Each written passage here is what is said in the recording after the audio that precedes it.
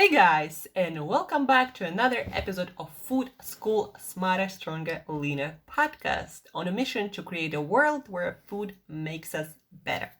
As promised, guys, today's episode is dedicated to our athletic performance. And it's not for professional athletes so much, even though if you are a professional athlete, you need it, and you probably already know about that. But most of us recreational athletes who don't do sports and exercise for a living, we don't pay that much attention to details of sports nutrition. Even though we might want to get better at our athletic performance no matter what we do, even though being athletically active, especially if you put a lot of enthusiasm and energy into that and you do a lot of it, our athletic performance, it can suffer or it can benefit from good nutrition. Again, especially if you're someone who's spending a lot of time doing sports, doing exercise, going for runs, or like I do, rollerblading all the time and doing strength training and maybe gymnastics training, maybe high intensity interval training, and then also trying to do a lot of mental work, maybe running your startup or whatever that work you do, whatever life demands you have. If you also are involved in athletic pursuits actively, then you might need to look into these different foods and supplements that will help your body to maintain its functions, like for example high energy levels, because the more athletic things you do, the more your brain, your nervous systems, and your muscle, the more like fuel and the more those different vitamins, minerals, electrolytes they need in order to maintain high function. If you didn't know that, for example, guys, when you exercise, you might experience low energy levels and fatigue, not because like you don't have enough energy, or it actually the last thing happening to most athletes, not having a lot of energy, because at most times we all do carry quite a lot of energy in the form of body fat. What usually happens is we lack those other nutrients that we are talking about today, not allowing our body to unlock that energy either in our own stores or in the foods that we eat. So if you are an athlete and you are experiencing often maybe cramps, maybe fatigue, maybe just not being able to push it harder and just, feeling like you just can't do it, like you're lazy, believe it or not, guys, a lot of it is related to your brain sensing that you just don't have what you need to perform. That's why you're not motivated, because your brain knows you don't have what it takes. And in order for your brain to feel differently, you gotta provide it what it needs. So first, I'd like to talk about B vitamins. B1, B2, B3, B5, B7, B9, B12. There are quite a few of those, and they're very important, not just for unlocking energy from different energy sources like our food or our own body fat, but also they're quite important to maintain the health and function of our nervous system, central nervous system, our brain, our peripheral nervous system. And nervous system, guys, is important. That's how we make our muscles contract. If our neurons cannot fire signals properly, if our nervous system is fatigued or doesn't have what it needs to function, we're going to feel low on energy, even though we might be eating a lot of energy in our food, but it's either going to be stored or wasted, but it's not going to go to our athletic and mental performance. So B vitamins, especially for example B1, B2, they needed to unlock energy from carbohydrates or from fats. And there are other B vitamins, all of which are directly or indirectly involved in the energy production cycles, or how well our cell can make energy and get energy from the foods we eat and from our internal sources. So foods that are high in B vitamins usually are of animal origin. Nature's superfood that is super high in B vitamins is liver, all sorts of liver. But then also shellfish, like for example, mussels or What else? Sea snails, if you're a fan of them. A lot of fatty fish.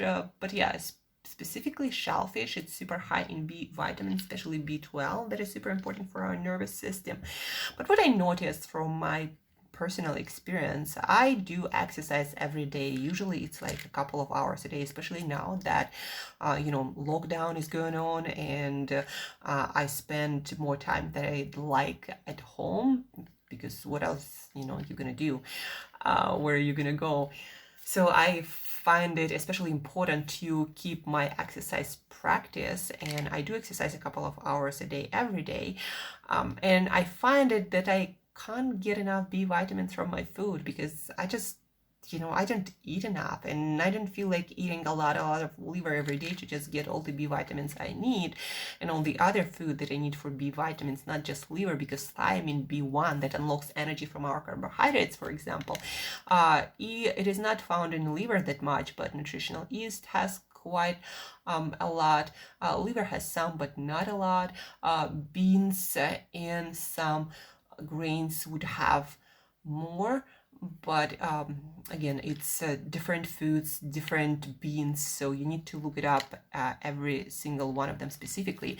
So I just take B vitamin complex supplement, and B vitamins, they're quite cool because it's almost impossible to overdose them, and most of the supplements on the market, if they come from natural sources, they're quite good, and you just take a small pill, and they're water soluble. You don't even have to take them with food.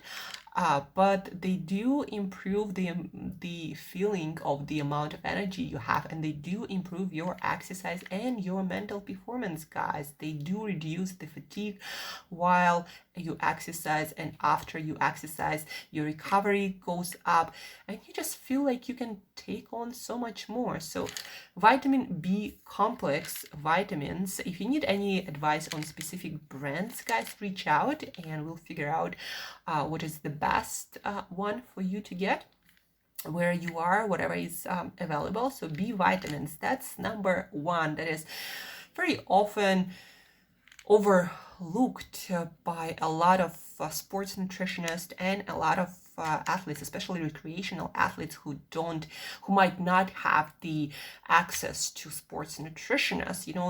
These B vitamins, they're overlooked, and they directly influence the amount of energy that is available to your cells. So B vitamins, all of them, look into the supplement with B vitamins. There are quite a few again on the market.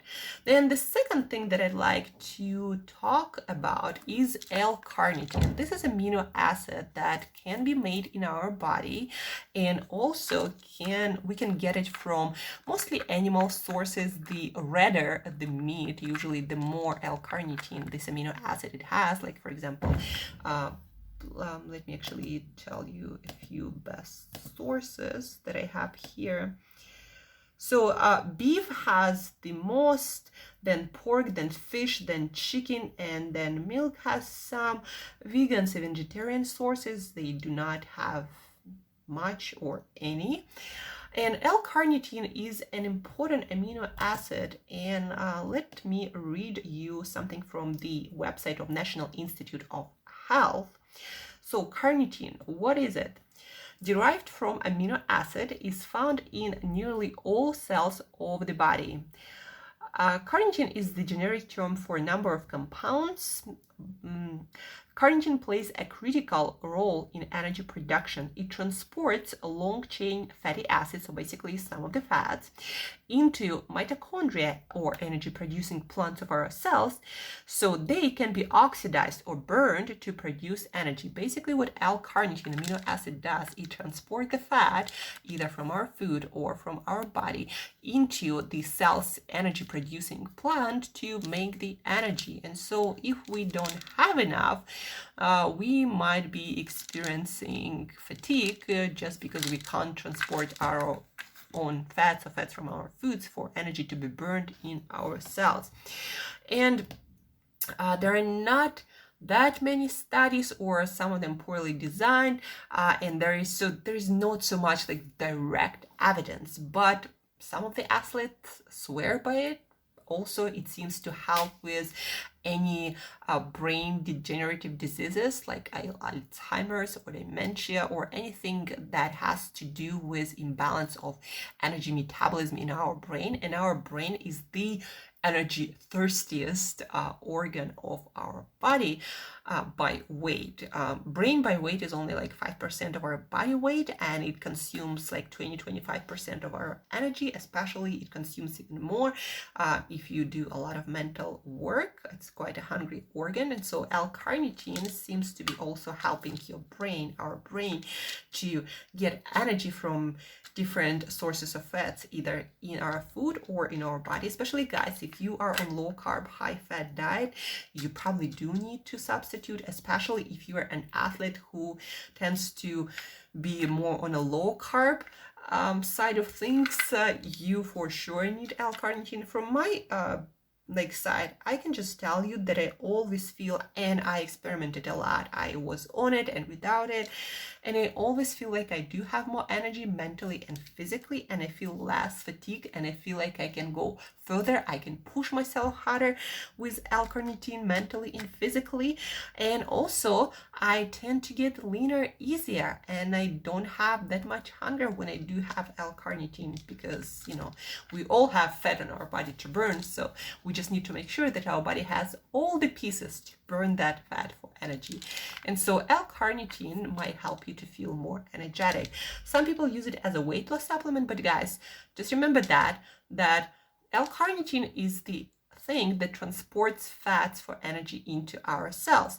But if you're eating too much and too much calories from fats or carbohydrates, it doesn't matter how much L-carnitine you take, your body not going to burn much of its own fat. It's going to burn fat from your food or from other energy sources, but not from your own body fat. So L-carnitine is not some sort of fat burner. It's just the thing, amino acid, that is required to burn fat for energy in sufficient amounts. And the chances are, if you don't have a diet rich in red meat, that is not actually good from other health perspective. If you are quite active mentally and physically, you might benefit from good quality L-carnitine supplement. And by the way, on the topic of good quality, not all of the forms of L-carnitine are equal, guys. So acetyl L-carnitine and another one, L-carnitine tartar, are two forms of L-carnitine. So again, acetyl L-carnitine and L-carnitine tartar seems to be two of the forms of L-carnitine that are metabolized the best and the fastest. So the form does matter. And just make sure that you're not consuming a bunch of additives, sugars, flavorings with your L-carnitine. I prefer to take pills or powder of L-carnitine, pure, with no fillers, additives, or flavorings. And that's how I recommend you to do it too. The next couple of things, guys, very important couple of things. I'm going through this amazing kind of like encyclopedia for biohacking from Ben Greenfield, who is an athlete, a huge fitness influencer, biohacker, and he's in quite great shape and looks amazing, and it seems from all that he does and how he speaks and writes that he is quite smart, and his mental and physical performance is on top there. So I'm going through his book, Boundless. It's his latest book, where he goes into detail on all sorts of biohacking, from coffee and booze to sex to, of course, food and fat burning and fitness performance. And in this book, he's telling a story about one of his competitions. It was cycling competition, and he had this experience when he hit the wall, and he was doing it as a keto athlete, so he didn't expect that, because when you are fueled by fats, in theory, you shouldn't have to hit the wall in your athletic performance, because our body does not run out of fat. If you do have on your body, you shouldn't hit the wall like our body does when it runs out of carbohydrates that we store in limited amounts. So the long story short, hit the wall, he felt completely fatigued, he couldn't continue, and he just felt wiped out. And he couldn't understand why. And then when he talked to one of his sports nutritionist friends, the friend told him that it wasn't your fuel that you ran out of. It was the essential amino acids that your nervous system needs in order to fire the neurons, in order to contract your muscles, to keep you going. And he advised him for the next competition, for the next event, to take essential amino acids with his water. So essential amino acids are not the same as branch chain amino acids, because branch chain amino acids, there are only 3 of them, and they're not all the amino acids that our nervous system needs to contract muscles, to fire neurotransmitters, for cells to communicate between each other, muscle cells including. So essential amino acids, we have more of them. I believe we have 20, like I always forget the correct number, shame on me. But anyhow, we have like about 20, and then branch chain amino acids, there are only 3. So we need more essential amino acids. Essential means our body cannot make them, we have to consume them. And when we run out of them, we feel fatigued. Our nervous system feels fatigued. And when our nervous system is fatigued, no muscle will function. And so for the next event, Ben did use essential amino acids, and he was on his fat burning protocol, and so he did amazing, and he did not feel that fatigued, or he didn't feel wiped out, and he could continue and to quite a good place in that competition. So essential amino acids, they usually come in powder form. Just make sure again that there are no like fillers, additives, like sugars that you don't need. You just need essential amino acid. And usually what you would do is you would mix with your water. The amount will depend on what you're using it for. Probably you shouldn't do less than about 5 grams. But Ben Greenfield, as far as I remember, I need to look it up, he took like maybe 10 to 20 grams, like the amount of protein he would take. So essential amino acid, guys, look them up. They can take your performance to the next level. And they can also stop you from taking your performance to the next level. Again, when our nervous system is fatigued, nothing will move, and you will feel wiped out and fatigued. And that's why, guys, if you're on a vegan or vegetarian diet and not consuming enough protein, and if you're feeling tired all the time, that might be one of the reasons. You're just not giving your nervous system what it needs to function, but especially important for athletes. And then the last but not least, guys, electrolytes, those charged particles that our cells use to communicate between each other, to transmit signals, those electric signals, to keep our muscles contracting and our cells communicating and our nervous system functioning properly. We need electrolytes for many different purposes. But especially for athletes, especially if you're an athlete like myself who's on a whole food diet and you're not consuming a lot of sodium from different packaged and processed foods like a lot of people do, you might be deficient in, for example, sodium. And sodium is an essential electrolyte. Like our body needs it to function. Sodium, potassium, those are like on the opposite side of the spectrum. So sodium is on the one side of the cell, potassium is on the other side, and they need to be in balance for the signals to be transmitted from in and out of the cell. And so if you are on this diet that is low on sodium and you do a lot of sweating, you do a lot of athletic pursuits, you're not consuming a lot of salts, then you might be deficient in sodium. I, for example, before each of my workouts, I consume like 1/4 gram of sea salt, and then after my workout, I do the same, because also sodium helps your cells to stay hydrated. It's not enough to just drink water. You also need those electrolytes to keep that water in the cell, keep it there when your cells need it. So sodium is a part of the hydration protocol. That's, I have a personal story. When I was still a lot into running, I did a few marathons, and one I did in Phuket in Thailand.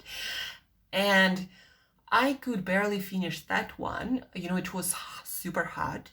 It was up and down the hills, but there were a lot of hills. So it was super hot. It was super humid. I was sweating a lot, and I was losing a lot of salt. And at that time, I thought salt was not a great idea. And by the end of that competition that I hardly finished, by the end of that marathon, I had a terrible, guys, headache. And I felt wiped out. And I don't even know how I finished, but I did. Probably because I was young. I was like maybe 17 or 18. Yeah, probably I was somewhere like 22. But anyhow, I felt terrible and I didn't know what was wrong with me. But then we went out and I had a lot of salty snacks.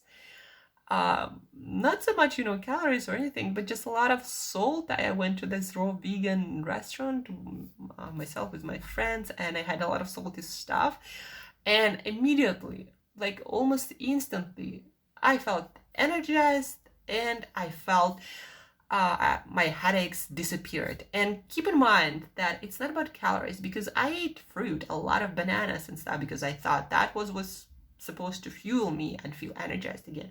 And I didn't feel any better. But as soon as a lot of salt got into my body, I felt like a completely new person without any headaches whatsoever. And then I started doing more research into salt pills and why marathoners or people who run even longer distances, they take salt or sodium pills to maintain electrolyte balance and to keep themselves hydrated and from fatiguing and falling apart while they're doing their race. So sodium is important. After that, I got into a sodium thing, and I understood that sodium is just as important. You cannot skip it if you are interested in staying healthy and in better athletic performance. So sodium, guys. How you might not have enough sodium? If you for example, was in some position lower on the floor and you stood up and you felt dizzy, maybe, there was some darkness in your eyes, you felt like fainting almost, that might be an issue. A lot of you guys thinking that you might have low blood pressure, you might just be sodium deficient because you are avoiding salt and at the same time doing a lot of athletic pursuits. So that might be one of the signals that your body give you that you need to get some sodium in. The other thing is all sorts of cramps and just feeling generally fatigued, and yes, headaches, that can be one too. But then also there are other electrolytes that a lot of people in our modern world with a lot of processed foods seem to be deficient in, like potassium, very important, calcium, magnesium.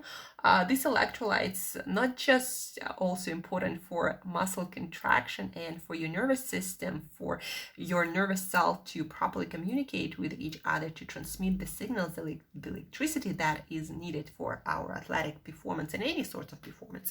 So if you are deficient in magnesium, in calcium, in potassium, good luck feeling energetic and thriving for the next level athletic performance, guys. And from my experience, guys, you might be deficient. It's just how our food supply is organized, how twisted our eating habits got, and plus, compared to our ancestors who did not exercise that much besides working in the fields and stuff, we do exercise and run and cycle as active people quite the some amount, and more than a lot of our ancestors that actually had a lot of rest and were not that enthusiastic about running or cycling or sweating too much. So electrolytes you might not be consuming enough, and they will make you feel fatigued and low on energy, even though you might have more than plenty energy from your food or in your body stores. So to sum it up, guys, for taking your athletic performance and also mental performance and just your recovery to the next level, you might look into B complex, B vitamin complex supplement that is super important for your nervous system function and to unlock the energy in your food and in your body sources. L-carnitine, super important to make energy from fat, seems to improve athletic performance and brain function. Then essential amino acids, not brain chain amino acid, but essential amino acids, all 20 of them, guys. Look into that. Important to keep your nervous system from fatiguing and to keep it running. And then electrolytes. Sodium, I would recommend going for 5 grams, sometimes even more if you are really sweating a lot and doing a lot of things like cycling or other stuff where you sweat a lot. So make sure that you're not sodium deficient. Some of us on a healthy diet without, all the sodium added to processed foods can be deficient. And then electrolytes, make sure that you are consuming enough of potassium. If you're an athlete, it shouldn't run lower than 3,500 milligrams.